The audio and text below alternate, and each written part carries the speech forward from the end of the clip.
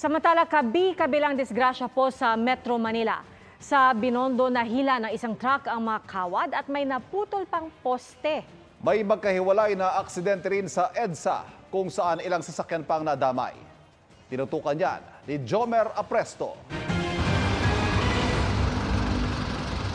Pasikat pa lang ang araw kaninang umaga, gapang na ang trapiko sa EDSA Ortigas Flyover southbound dahil sa isang van na inararo ang ilang concrete barrier sa EDSA busway. Nasagi rin ng van ang isang bus.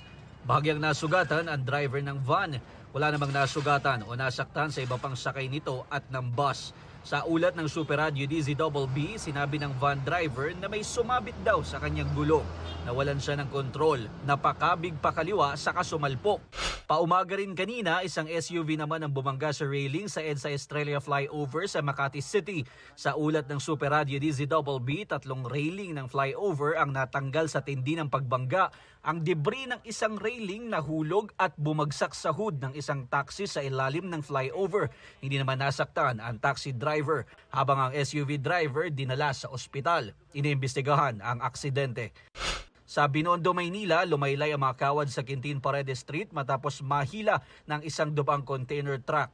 Nabali pa ang isang poste. Ayon sa mga residente, masyadong mababa ang mga kawad. Nalulundo na kasi mga karibol dito. Sa bigat na rin. Inaabisuan na yun na dahan-dahan lang.